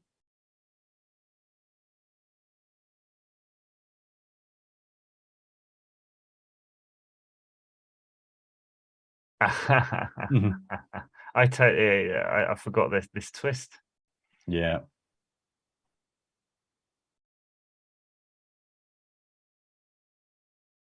Strickland wasn't interested in the ooh la la at all. No. Now this is done quite nicely, this angle, so you can't see George's face close up while everything's happening in the background. The funny thing about the first movie, right, is that beginning. You kind of forget he's like a bit of a pervert, isn't he? Yeah. George is, yeah. You wouldn't. It's not appropriate. I mean, look, it would be not appropriate now. Modern eyes. Oh, he got together with the girl. He was sat on a tree staring through her window with binoculars watching her undress. How romantic. But also then he's in the bedroom with the mother and the mother's trying to undress him and stuff. It's all a bit weird. Now we're about to see possibly the most annoying character in any movie ever. And we've all been to a situation like this when something bad has happened. There's always a person like this when something unpredictable has happened. I'll show you in a minute.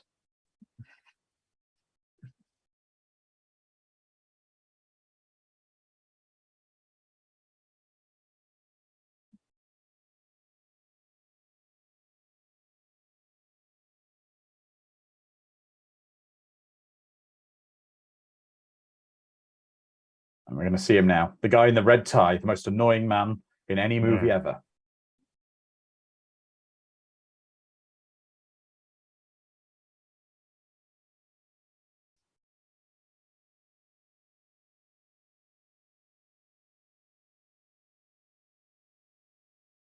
I think he took his wallet. He's telling everybody now. I think he took his wallet because that's a bit of news he's got to spread, a bit of gossip around the school. So that would have been from probably Radio Shack. That was radios. I'm pretty sure I remember those now. We get to see it for a little while. Let's have a look. Let's have a quick look. I'm sure someone will have. They will have been. Because Tandy's, as it was known here, and Canada, I think, they used to have in their catalogue the same kind of crappy radios, and when we had Game Boys, they had really weird tic-tac-toe computers and stuff like that. But they were in the catalogue forever, for like 20 years, easily. You could just buy them. They are Archer Space Patrol 60-4014 walkie-talkies. You can buy a set of them. And they're kids' ones, and they are pretty dreadful. Because grown-up ones were remember that movie about the kids with the BMX bandits? Yes. That's what a grown-up walkie-talkie looked like. They were massive. Well, these were from, I can't imagine these working to that level. These were from 1972.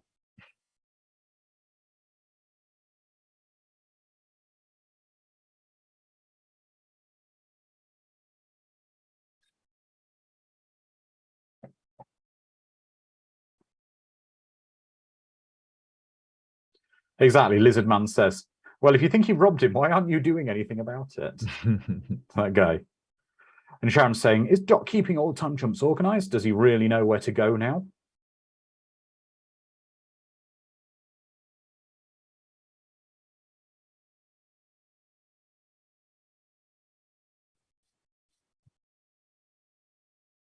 I will be fair, this film is very cleverly written. There must have been, I suspect the blackboard with the various lines and writing notes in different directions was possibly used in the script writing of the story of this film, because there's so many moving pieces. Of this character is here, especially at the end now, because we've got one Doc getting ready to get the DeLorean to go back in time.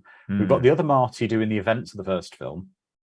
We've got, there you go, see? About the wallet guy. Shut up, wallet man. And then we've got the other Marty doing his bits going on here, and the other Doc trying to get ready. So it's a lot of the same character doing different things. So there's something you might like. I know there's some crossover with people who watch these movies and like video games. But do you remember the video game Portal? Yes. Now there's a Portal Reloaded, Revolution, something like that, which has a new kind of portal in it, which is a time traveling portal. Because now you have to have puzzles that travel between the future and the past. So you move objects between them. And if you watch anybody playing them, it just blows your mind. And I can only imagine that's quite a simple mechanism. And these movies must really be horrible. Well, there's always going to be somebody going to go, oh, you couldn't have gone back in time because the vehicle wasn't there yet, or whatever. Well, Hannah Rose Artist is saying, somehow I hate the wallet guy as much as I hate Biff. Yeah, let's say it. Wallet guy is the real bad guy in Back to the Future. They're the people who really deteriorate society, because there's way more wallet guys than Biffs. Oh, yeah. Actually, pretty much anyone on social media is a kind of wallet guy, aren't they? Yeah, people call people out constantly for things. Well, let's not get into that. Looking on here, though. So Lizardman's saying, is Marty suddenly realizing this is why Biff's goons were knocked out on stage? Well, actually, then, so the other DeLorean does exist in this time frame, because the events are obviously predestined, because in the first movie, Biff's goons don't attempt to jump him on stage because he's done this to them. So if he hadn't done this in the first movie, he probably killed them. Yeah, he actually just killed them, broke their necks. But then he has to go back and take some weight out the sandbags. Oh, all those sandbags only weighed whatever, like 80 kilos. No, you can't even be 80. Look how tiny he is. Yeah. They're just pillows. I don't know how much does a sandbag weigh like that. They look like they could only be pillow. They would definitely not be filled with sand. There'd have been 10 kilos of pop if there was sand. About 30 to 40 pounds it should weigh. So yeah, he doesn't weigh enough like that. What I'd love to see is this alternative version of Back to the Future where he drops the things after he comes down, he drops them, and their head just goes like taken to a horror movie. Their heads just Like someone I stamping do on like their those where they heads. just say realistic versions of things and they just come and CGI and all the effects.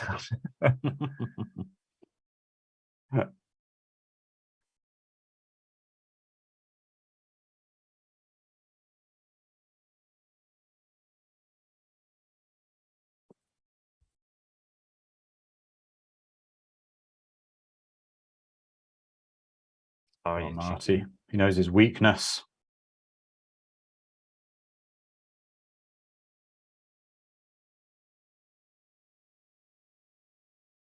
Yeah, exactly, Lizard Man. Only now I'm noticing how much they're hiding Kristen Glover's replacement. Yeah, when he's on screen, there's a lot of in the background from a distance or sort of out of focus.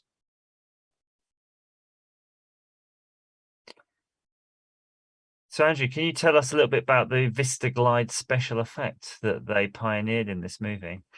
No, I can't. Go on. Oh, there's a fact. Apparently, they had some sort of a track system that was a bit like those things where they can repeat the motion a couple of times. Okay. So they can record you once and then record you again and then composite you in.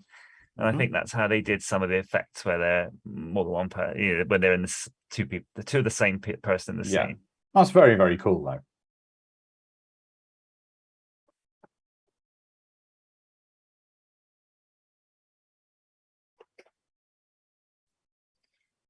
He's quite athletic in these movies, isn't he? Really? Oh, what, Marty or Doc? Or both. Both, really. I think they all really are, aren't they? Yeah. Marty, Doc, or Biff, even.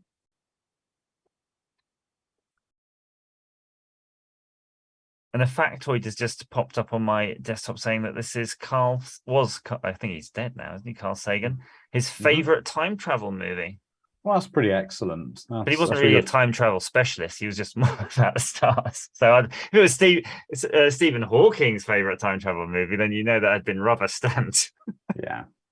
But what's kind of cool is that this tunnel they're about to go through has been in a lot of movies. I believe this is actually the tunnel into Toontown in Who Framed Roger Rabbit. Oh, they're about to go through.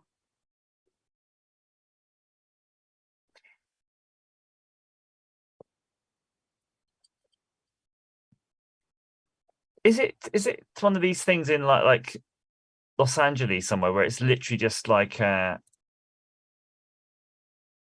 standard landmark that they use in loads of movies? It's one of those things they use in a lot of movies. Let me pull up this filming location because there's several. One's like a rock with a door in it, and it just literally the door just goes down a little bend and then comes out the other side. But they just film loads of things going through there.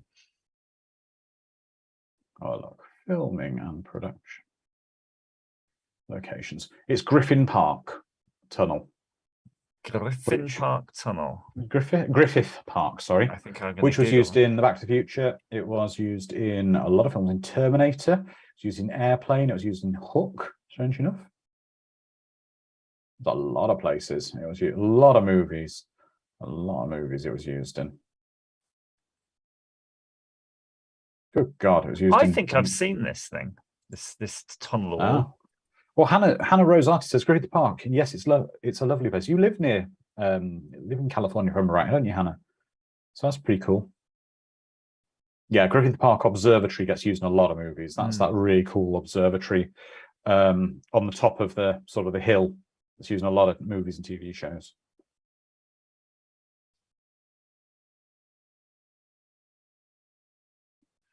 Oh, I just found a fact, Andrew, that's amazing. What's that? So the clouds shot in the intro sequence had already been used for Firefox, the Clint Eastwood movie. Now I'm going to have to watch this movie again from the beginning. Look at the clouds. What a great movie. Thinking Russian. That's right. So when Doc's saying that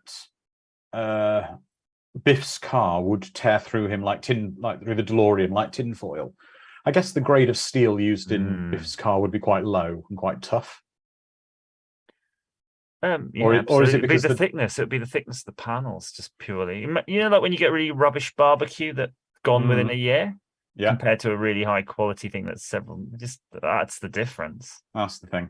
Also, the DeLorean was overweight anyway, by virtue of it being stainless steel, wasn't it? So Yeah, and these old cars be on a proper chassis and everything, wouldn't they?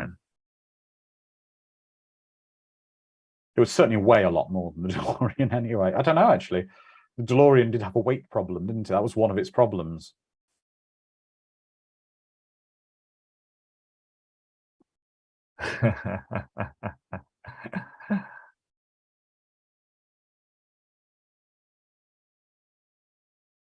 Wouldn't it be quicker just running? I think so. But this is the thing as well that you notice now.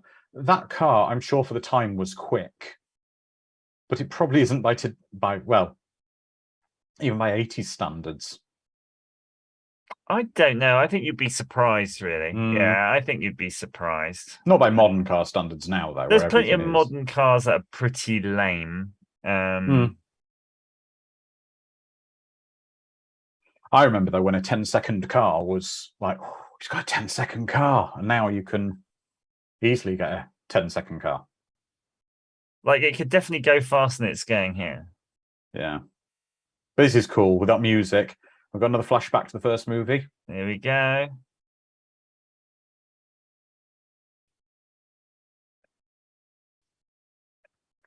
That was how James May crashed his car recently. That was, but without the manure truck, which I would like to have seen.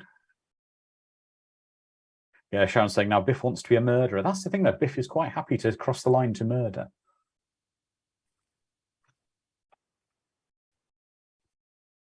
Oh, I can't imagine much worse than that. Dog poo?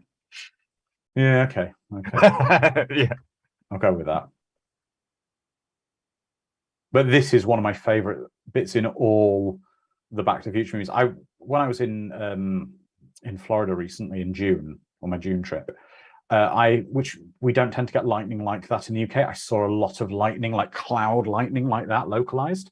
And it's incredible to see in person if you've never seen it.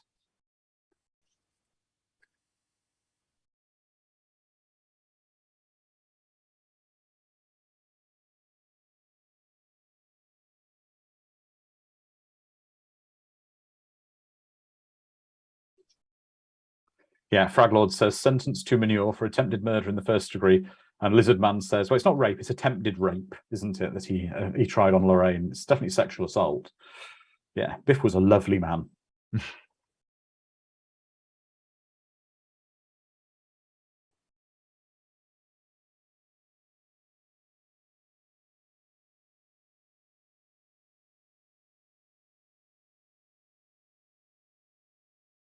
Ah, nice. We're seeing the matchbook go back to auto detailing. Shan says, I live north of Tornado Alley and we get wicked lightning literally outside my door. We don't tend to get that kind of lightning in the UK very often. We don't get much lightning anyway, really, do we? No. Not like that. We don't have the land area like somewhere like the US where there's going to always be somewhere having a bit of lightning. Yeah. Reagan to seek second term.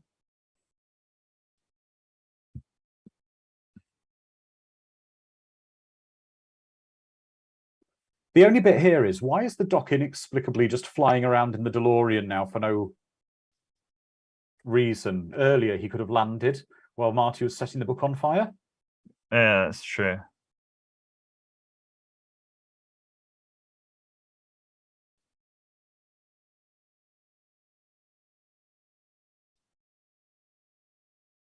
Well, that didn't look either DC or AC. If anything, it looked like lots of impulses. Now, this is a thing, and this maybe creates a plot hole for the second movie.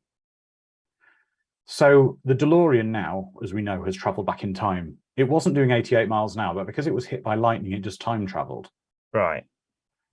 The problem in the third movie is they cannot get the DeLorean up to 88 miles an hour to make it travel through time, but they can generate sufficient electricity with the fusion generator.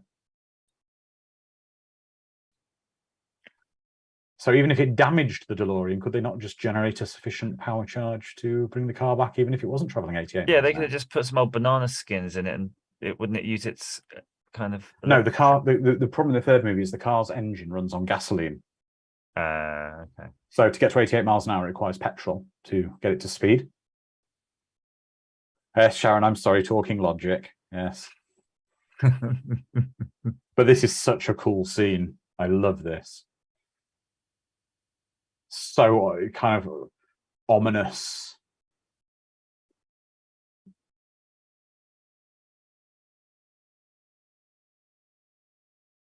Soul Search and Destroy says it was AC/DC, and that rocks.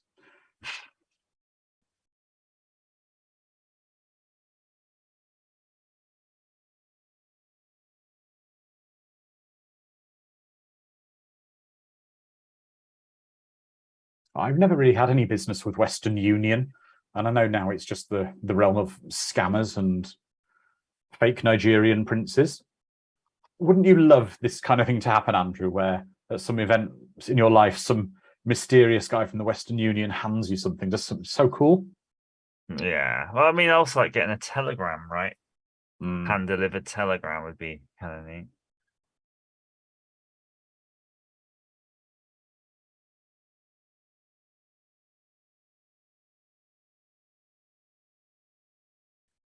So they're that curious about it, but now we're just gonna go. Now we're just going to go. I'm not going Yeah, we were kind of curious, but not curious enough to stay and see what it was. to unwrap that loosely tied. Yes. Oh no, it's sealed with wax, I guess. He did come back.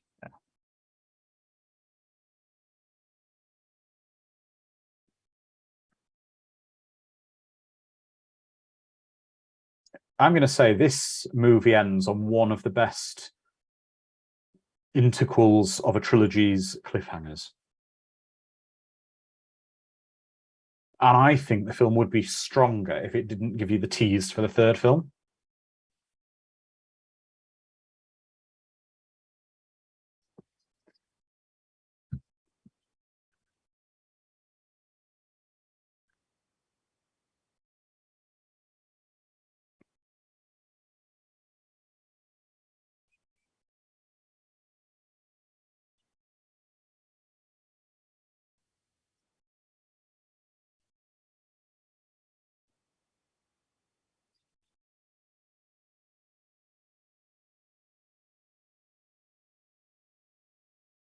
Oh, it's pure joy. I'm sorry, Andrew. This is just pure joy right now.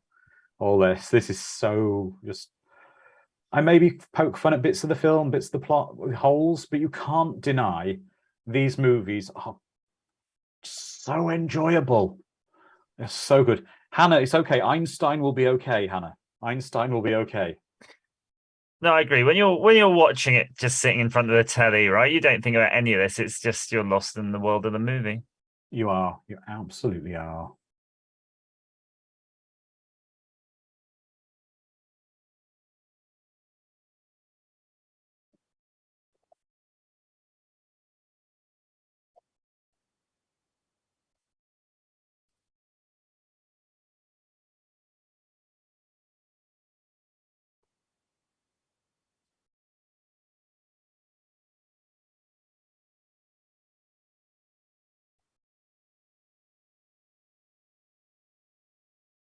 So is that I guess they had to recreate all of that. Yes, yes, they did. I think a lot of it was recreated, especially with this bit here. You see Marty. This is just so great. Doc's reaction.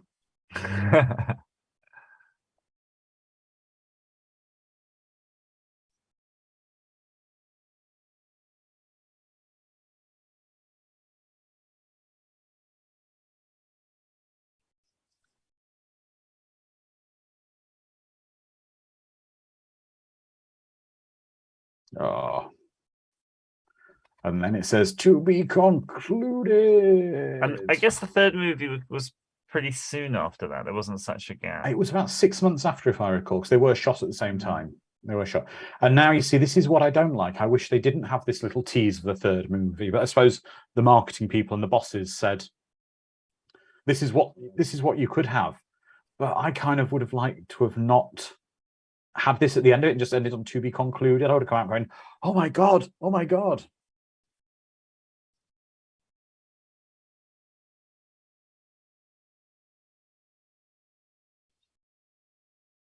this is probably the most fun, I would say. Number 3 is the most fun in the silliness. It's just got a lot of madness in it.